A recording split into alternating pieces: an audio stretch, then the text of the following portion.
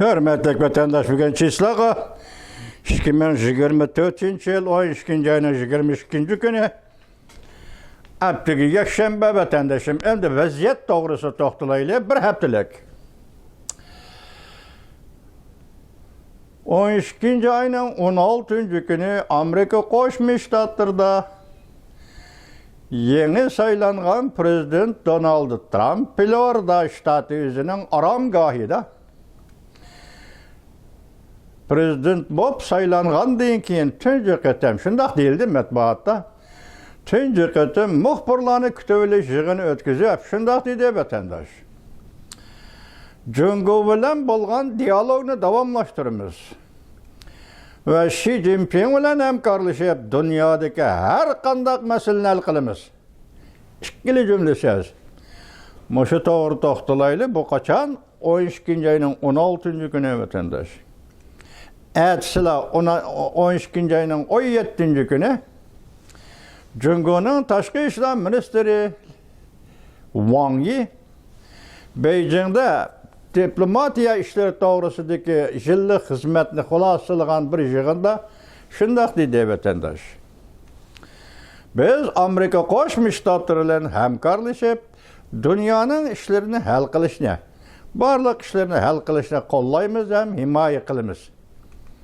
Bunaydı doğru pozitsiya Wang Yi aytganda. Lekin kaynida ularla nima dedi deseniz, Jungo'nun 4 prinsipi var. 4 prinsipi Jungo belgilab bo'ldi. Bu prinsip biz sızgan qizil siziq. Bu siziqqa dastlashga bo'lmaydi dedi. Bu 4 prinsip nima vatandaş? Xi Jinping tuzgan 4 prinsip, Jungo'nun navbatdagi 4 prinsipi nima ekan qarab turing. Tayvan masalasi. Jungo'da siyosiy tuzum, ya'ni ijtimoiy tuzum masalasi. Demokratiya va kishilik huquq masalasi. To'rtinchisi taraqqiyot huquqi masalasi. Avval buning ichidagi demokratiya va kishilik huquq degan gapni tahlil qilib o'taylik. Bu bir niqob. Hozir yangi bir niqobni ko'tarib chiqibdi.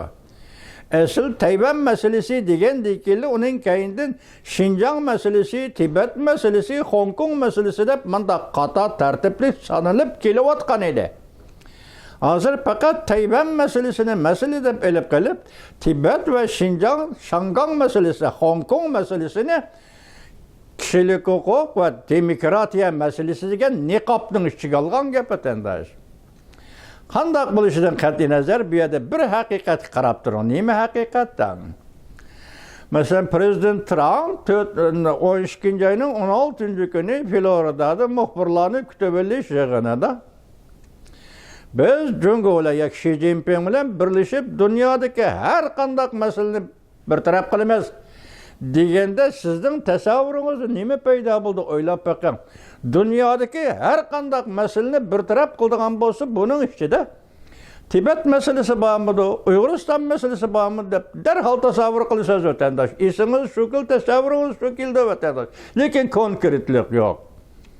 Prezident Trump dunyodagi qaysi masalalarni hal qildi, bu to'g'ri konkret masala yo'q. Şuna siz tasavvuringizda bu meseleler qatorida Tibet, Uyg'uriston masalasini bo'lamdiganda deb shunday tasavvur qilsiz, lekin hukm qilolmaysiz, chunki sizda paket yo'q. Endi bunga oldirab tinibli ko'rdingizmi vatandosh? Jungo'ning Tashqi ishlar ministri Wang Yi biz 4 prinsipni belgiladik. 4 prinsipni biz qizil siziq qilib chizib chiqdik. Bunga dastlashga bo'lmaydi. Bu deganlik prezident Trump aytayotgan dunyodagi har qanday masalani Xi Jinping bilan hamkorlashib hal qilamiz degan so'zning qatoriga yoki mazmuniga bu 4 prinsip, biz ta'kidlagan 4 prinsip qo'shilmasligi kerak. Yoki Tayvan masalasi ig'izga ilinmasligi kerak. Demokratiya va kishilik huquq Jungo'ning gapicha amaliyotda Xinjiang va Tibet masalasi ig'izga ilinmasligi kerak. Moshini dedi Wang Yi efendi, demek bunu konkretlaştırdı degan gap. Demek bunun ma'nosini biz hozir xulosa chiqaramiz. Prezident Trumpning degani dunyodagi har qanday masalani birleşip hal qilamiz degan so'zning ichida Uyg'ur masalasi, Tibet masalasi, Hong Kong masalasi bor. Hukm qilavering. Bu asosi sizga Wang Yi, Jungoning tashqi ishlar ministri asos bilan ta'minlayapti sizni vatandosh. Ondan keyin vaziyatning ikkinchisi hozir qaltis yetib keldi.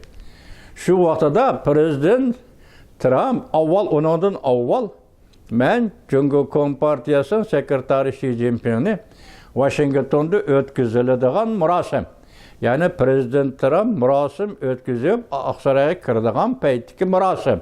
Shu murosimga qatnashishga taklif qildim degan edi dastlabda. Biz uni sizlarga tahlil qildik, Jungoda bir zoy yo'q, ya borman, ya bormayman degan gap yo'qdi.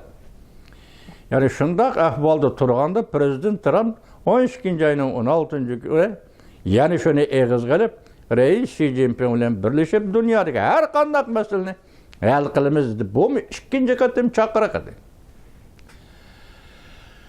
Reis Xi Jinpingni chaqirib kelish edi vatandosh.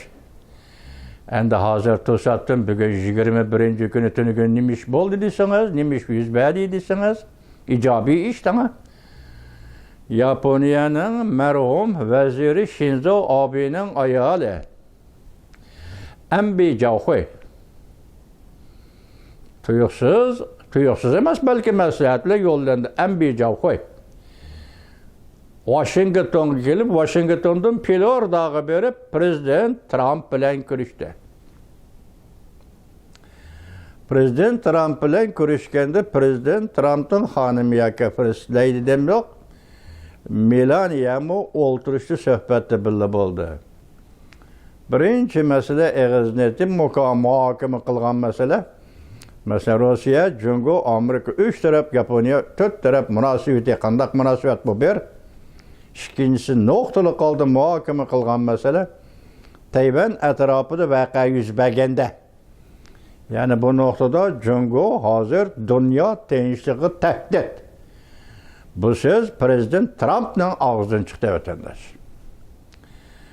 Demek men deganim endi yana xabar, yozma xabarlar keldi. Hani yozib qo'ygandim, olmadim qo'limga. Demek bu yerda birinchi qatim Yaponiyaning marhum vaziri Shinzo Abening ayoli Ambi Jauhuini Florida shtatidagi aramgohida prezident Trump qabul qildi. Ayni chog'da 2017-yili prezident Trump prezident bo'lib saylanib, rasmiy murosim o'tkazib Oqsaroyga kirishdan burun Shinzo Abe Yaponiyadan kelib New York shahrida prezident Trump bilan ko'rishgan edi vatandosh. Bugun yana shunday ko'rish yuz berdi. Endi buning keyindan keldigan yana bir ko'rish nima ma'nosi qarab turing vatandosh.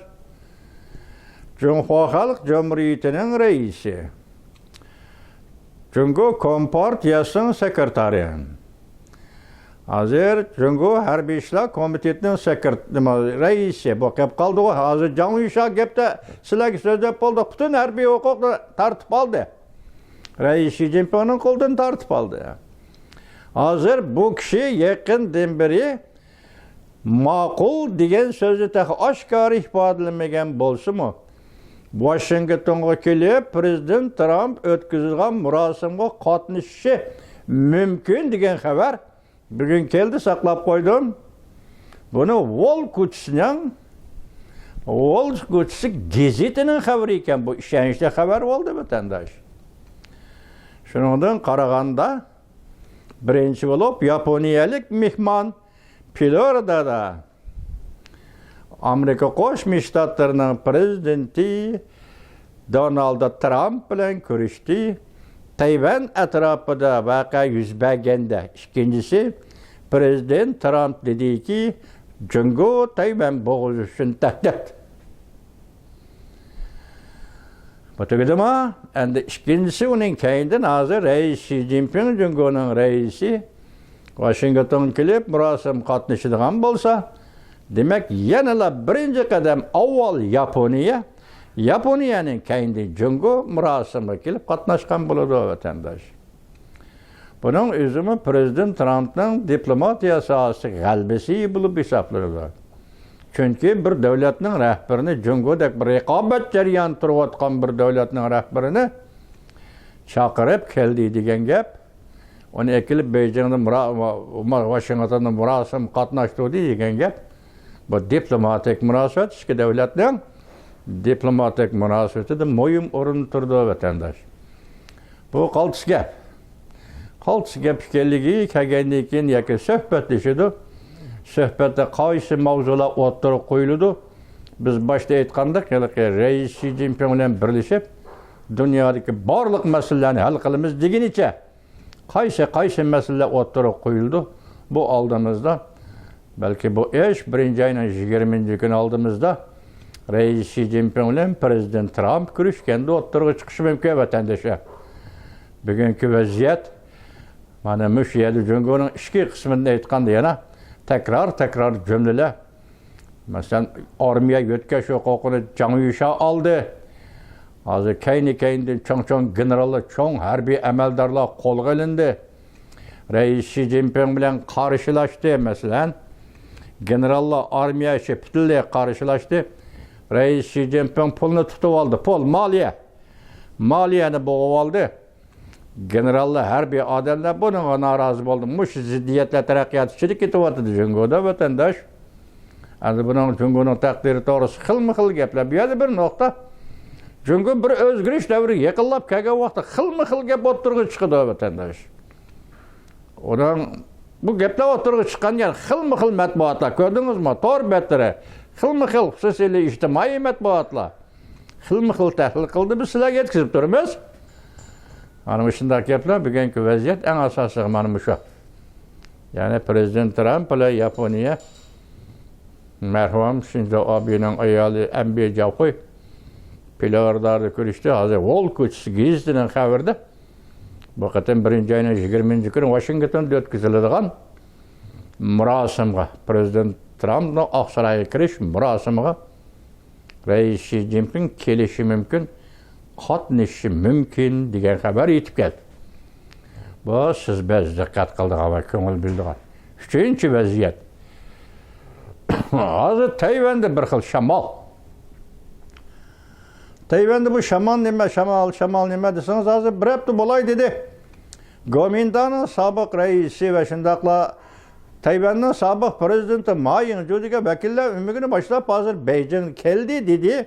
Nima turibdi uningdagi xabar chiqmadi, lekin shaxsan men ko'rmadim. Ma Ying-jeou cho'ng quruqliq Jungoga sayohatga ketishi bilan tangla Tayvan parlamentida bir jidal mojaro chiqib ketdi. Mesela bu jidal mojaroning o'zi nima desangiz, Qonun turg'izish komitetiga besib kirdi ba'zi odamlar, hatto derazalarni chaqib kirdi, jangi jidal bo'ldi. Yardar bo'lganlarni doktorga olib ketdi. Hozir Amerika Qo'shma Shtatlari nashr qilingan politika jurnali 21-kuni bir xabar qilib, Tayvanning qonun chiqarish komitetining raisi yoki mudiri degandek Han Kuo-yu, ayni chog'da prezident saylimiga qatnashgan odam. Han Kuo-yu vakillar umigini boshlab yoki Han Kuo-yu vakilligidagi vakillar umigi nihoyat zo'r. Tayvandan kelib Washingtonda o'tkaziladigan 1-oyning 20-kunidagi prezident Joe Biden, Prezident Trumpning Oqsaroyga kirish murosimi qatnashidi deyildi vatandosh. Han Kuo-yu Gomindan hozir Jolilin raisi chiqib adab Tayvanning yangi saylangan prezidenti Lai Ching'ga hujum qilishga boshladi. Endi bular o'zaro siyosiy kurash deydi. Biroq vaqt to'g'ri emas vatandoshim.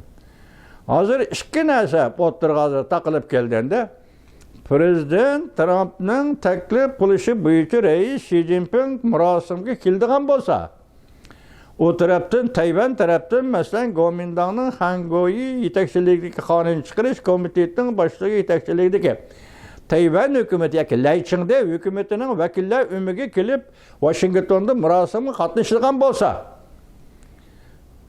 Bu halda bu iş, mesela cüngolukla bunu kabul kılamdı, kabul kılmadı. Mesela biz barımız Tayvan bağımızın, Tayvan bağımızın biz bağmayımız dediğin iş bulamdı. Kandı vatandaş. Maşane men taza Ankara'mıdım ne ki vaziyet şeye geldi. Vaziyetin şeye gelişi hazır Tayvan bilen cüngol oturuşki vaziyet ciddileşip doğanda her işkisine Washington'a teklif kilish, Washington'da murosima qatnashtirish, agar Tayvan mi kelsa, Jungoning reis Xi Jinping mi kelsa, Tayvanning vakili Ömügü mi kelsa bu ish, yani siyasetdan ait dağdığılık bir iş oldu vatandaş. Amerika Qo'shma Shtatlari yetib kelib, Prezident Trumpning Oqsaroyga kirish murosimiga har ikki tarafdan qatnashgan bo'lsa, bu nihoyatda dağdığılık bir ish bo'ldi vatandaş. Bugünkü vaziyetimiz mana shu sizlarga.